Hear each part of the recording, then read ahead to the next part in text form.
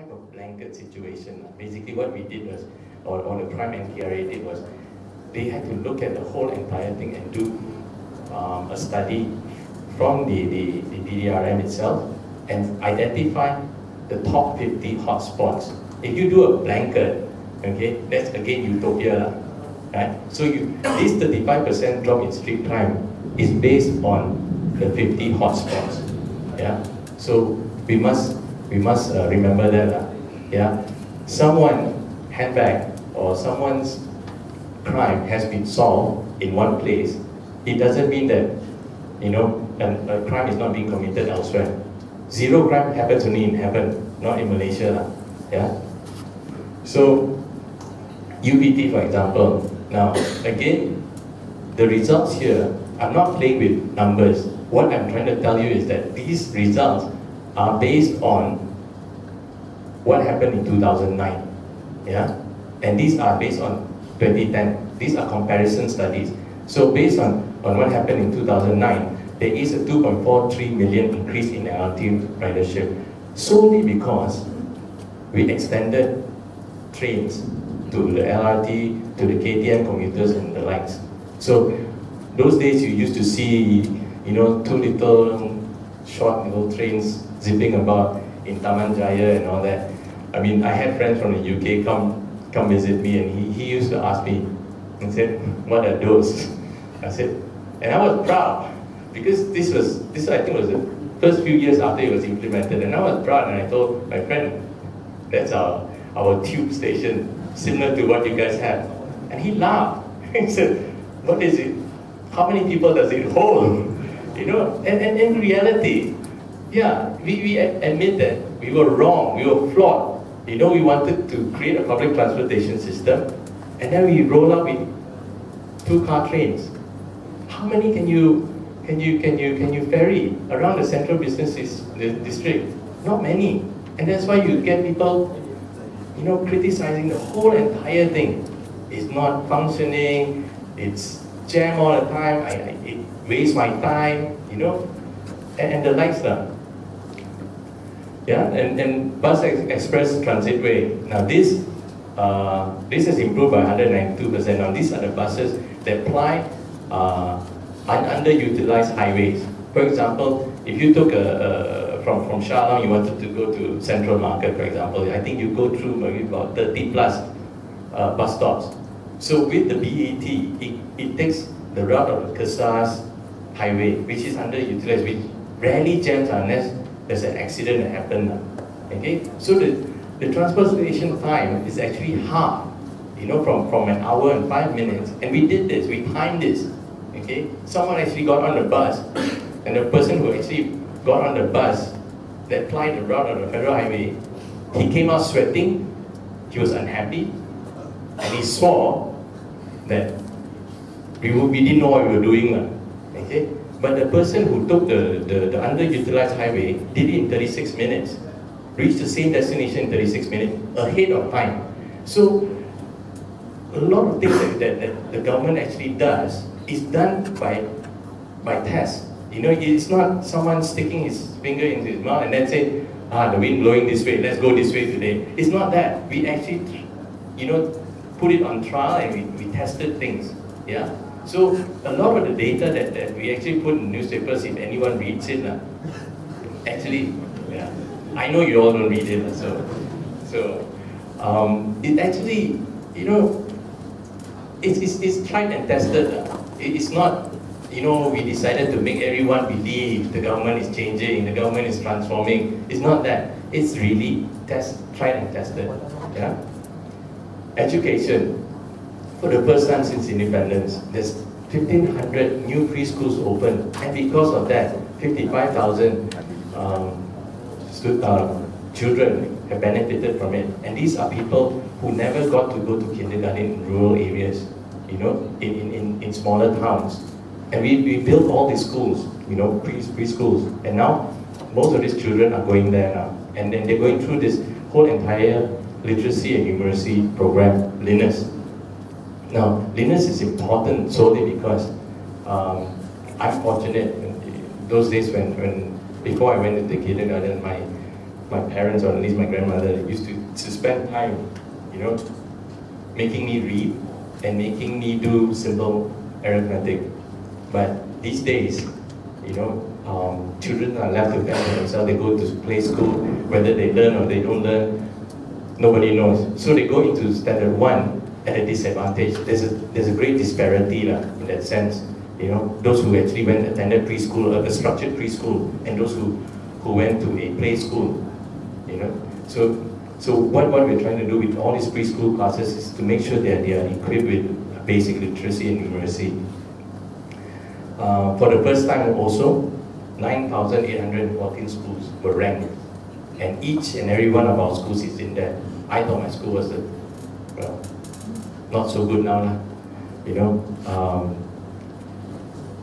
We rank them based on their academic achievement. We rank them based on their exam results. So you'll be surprised at what is at number 1 and what is not at number 1. Now we chose not to publish this because it would create a chaos. So, but what we have actually done is that for those who are lagging behind, we have a school improvement program. And the school improvement program is targeted at 4 levers: the school infrastructure, the teachers, the parents, as well as the students.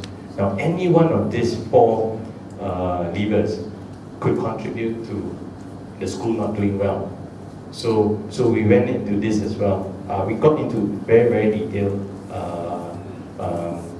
study about what ails the school, for that matter, right? So far, band 6 and 7, I think, yeah, band 7 is the lowest. But since the implementation of the school improvement program, there has been a jump in their academic results in UPSR, last UPSR. Yeah. This is rural basic infrastructure. Again, Eugene will probably take you through it in greater detail. But for the first time in Malaysian history, we've never built so many roads. We've never actually supplied clean water to so many houses before, and this is the first time that we're doing it. And now this clean water supply project is something that is an eye-opener for us now. I tell you why, and I'm not afraid to admit it to all of you. It is 36,273 rural houses with clean water supply. It's supposed to be 70,000. 70,000. It was supposed to be 70,000, and you can quote me we didn't meet target. I tell you why. Okay, and we built the pipes, everything. We built the pipes, but we didn't take into consideration the pressure of the water. So when and you know, in Sabah Sarawak, the terrain is different, yeah. The terrain is up and down, mountainous and all that. So the pipe reached there, but when the third one is air, it's also spelled air, but it's air. Okay? It's air because we didn't take into consideration the water pressure, and because of that, you know, we could tell you that all the pipes reach 70,000, but what's the point, you know? Some of them will say, apa, mana ada air, angin saja keluar, you know. So we decided that we'll be honest about things, and then we rectify it this coming year, you know, and make sure that we build we put in the necessary pumps to actually bring the water flow into those houses. Yeah. As a result of all these initiatives in the rural basic infrastructure, we touch the lives of 2 million people, you know, within the rural basic infrastructure. Now, a lot of people are asking us, why only 2 million? And how come, you know, what about people in Kampung Kayu Ara or certain other places? Now, rural basic infrastructure means rural area. If you're living in a place like Tropicana or gated community, these don't apply to you because you don't fall into the demographics. Yeah. So similarly with this one as well, low income household. Now we have reduced low income household by 99.8%, which is almost 100%. And people, and even my mother don't believe this number. Let me explain to you why. The LIH, what is low income household first of all? Low income household are broken down to 3 categories. Okay, there is the poor, Okay, there's the poor. There's let me get my notes here, lah. Okay, I wrote it down so I don't forget how much each what do you call household actually earns. Yeah, there's the low income, there's the poor, and then there's the extreme poor. Yeah, so what we're talking here is about extreme poor. The low income household measurement is 2,000 ringgit per household, which isn't a lot, okay? Which is what people like most of us would classify as they're not very they can't afford a lot of things, right? Yeah. Then there's of course the poor, which only earn 750 per household. What we are talking about here in terms of hardcore poor is extreme poor that earns 450 ringgit a month, right? And these 450 ringgit, some of them don't even qualify at the 450 ringgit mark. So those are the people that we targeted, and we have about 44,643 of them, of this household, that didn't meet the 450 ringgit per household, and that is what we worked on. So, for example, this one particular household or those particular household might earn 300 ringgit through whatever means that they do. So what the government does is provide financial aid to top up 150 ringgit to get them out of that. Now, when I say top up, it doesn't mean free money, you know. Why is 450 ringgit? It's because 450 ringgit is to actually ensure that they get the right nutrition, the dietary nutrition. It's what we call poverty line income. Without this 450 ringgit, that's it. They'll die of starvation. Okay?